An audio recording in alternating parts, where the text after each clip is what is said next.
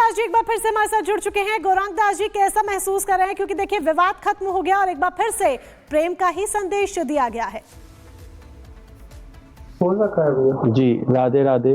राधे राधे। सर्वप्रथम जो है मैं आप सभी को श्री प्रेमानंद बाबा के पुनः दोबारा से परिक्रमा जो पद यात्रा है उसकी मैं आप सभी देशवासियों को बधाई देना चाहूंगा।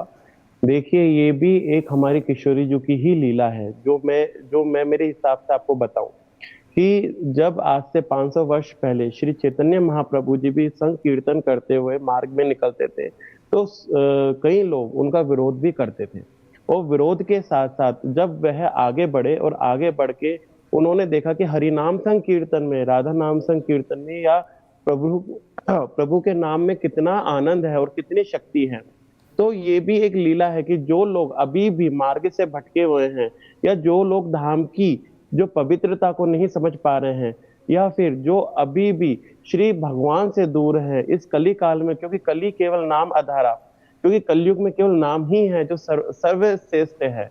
तो ये एक लीला है श्री जी की और ठाकुर जी की। इसमें केवल एक पात्र बनाया गया है आशु जी को भी और बाबा को भी। और इस मैं आपको यही भाव एक बताना लेकिन अब जो हुआ उसके बाद ये लीला अब एक बार फिर से वृंदावन में देखने को मिल रही है, ये पदयात्रा देखने को मिल रही है। चलिए जुड़ने के लिए और बातचीत के लिए धन्यवाद आपका।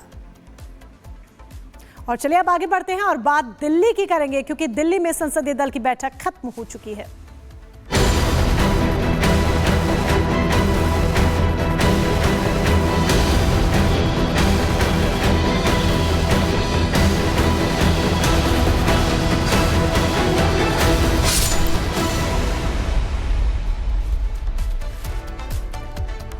तो बड़ी खबर आपको बता रहे हैं, बीजेपी संसदीय दल की बैठक समाप्त हो चुकी है और अब से कुछ ही देर में पर्यवेक्षकों के नामों का ऐलान हो सकता है। थोड़ी देर का इंतजार करना होगा, पर्यवेक्षकों के नाम का ऐलान किया जाएगा।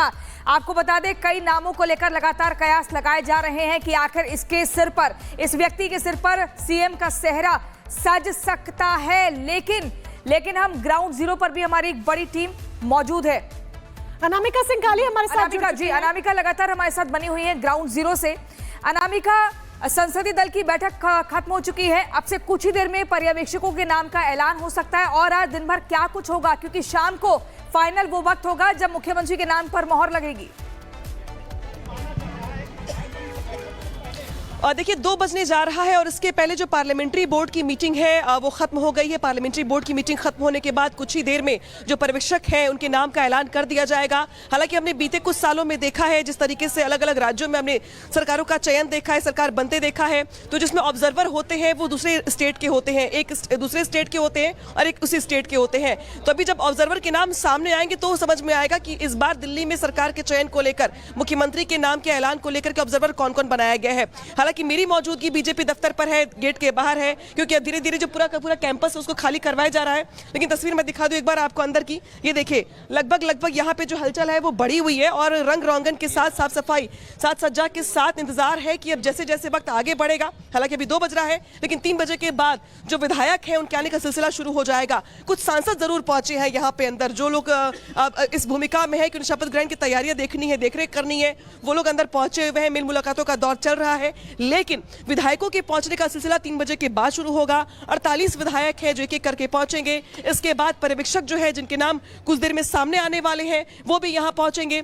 इसके बाद शाम 6 बजे के आसपास जो मीटिंग है विधायक दल की वो शुरू हो जाएगी और मीटिंग शुरू होने के बाद मुझे लगता है कि बहुत ज्यादा वक्त नहीं लगेगा। आधे घंटे के बाद ये जो प्रक्रिया होती है, पहले रजिस्ट्रेशन होता है विधायकों का, जो विधायक होते हैं डिटेल भरते हैं कि वो किस क्षेत्र से, कहां से विधायक है, क्या नाम है उनका। उसके बाद वो अंदर जाते हैं। इसके बाद एक मंच बना होता है सामने जिसमें कुछ लोग बैठे होते हैं, जिसमें जो ऑब्जर्वर होंगे वो बैठे होंगे, प्रदेश अध्यक्ष बैठे होंगे, पदाधिकारी बैठे होंगे। इसके बाद धीरे धीरे जो प्रक्रिया है वो शुरू होगी और करीब 1 घंटे के बाद तस्वीर साफ हो जाएगी। भारतीय जनता पार्टी की सरकार बन रही है, प्रधानमंत्री नरेंद्र मोदी जी के नेतृत्व में डबल इंजन की, और ये उस ऐतिहासिक रामलीला मैदान से बन रही है जहां से लोकनायक जयप्रकाश नारायण ने दूसरी आज़ादी का बिगुल बजाया था इस नारे के साथ कि संपूर्ण क्रांति अब नारा है, भावी इतिहास हमारा है। उसी स्थल से भारतीय जनता पार्टी प्रधानमंत्री नरेंद्र मोदी जी के नेतृत्व में दिल्ली के विकास की एक नई कहानी लिखने जा रही है। जी सर, बोला ये भी जा रहा है कि अरविंद केजरीवाल को, आतिशी को और देवेंद्र यादव को जो है बुलाया जाएगा, इनविटेशन उन्हें। देखिए, हमारी पार्टी ने जिन जिन को भी आमंत्रित किया है, हमें पूरी उम्मीद है कि सब लोग आएंगे। जी सर, ममता बनर्जी जिन्होंने महाकुंभ के लिए बोला, मृत्यु कुंभ, उसके लिए देखिए ममता समर्थन कर रहे हैं। देखिए, ये बड़ा दुर्भाग्य है कि देश में कुछ लोग हमेशा सनातन के ऊपर प्रश्न उठाते हैं।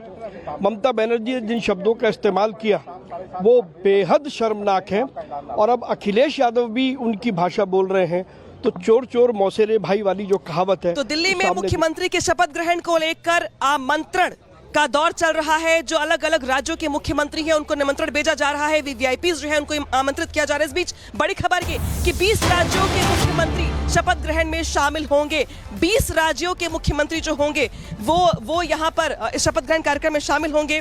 पीएम मोदी भी मौजूदगी, पीएम मोदी की भी होगी। इसके अलावा जो बीजेपी शासित राज्यों के जो मुख्यमंत्री हैं उनकी भी यहाँ पर मौजूदगी होगी। केंद्रीय मंत्री, एनडीए के जो नेता हैं वो भी शामिल होंगे।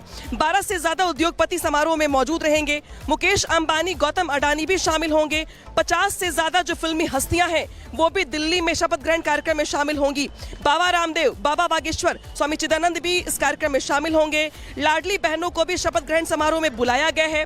शपथ ग्रहण समारोह में करीब 30,000 से ज्यादा जो अतिथि हैं उनको आमंत्रित किया गया है। तो जो आमंत्रण पत्र है वो सबके सामने आ चुका है, जो समय है वो भी सामने आ चुका है, और जो लिस्ट है वो भी यहाँ पे सामने आ चुकी है। इसी तरह करेंगे सहयोगी विवेक का। विवेक, इन्विटेशन लेटर सामने आ चुका है। तो सवाल ये है कि हम लोग जब यहाँ पर मान्यवर इस चर्चा में भाग ले रहे हैं, उस समय प्रयागराज में 56 करोड़ 25 लाख से अधिक श्रद्धालु मां यमुना और मां सरस्वती की त्रिवेणी में आस्था की पावन डुबकी लगा चुके हैं। और जब हम सनातन धर्म के खिलाफ,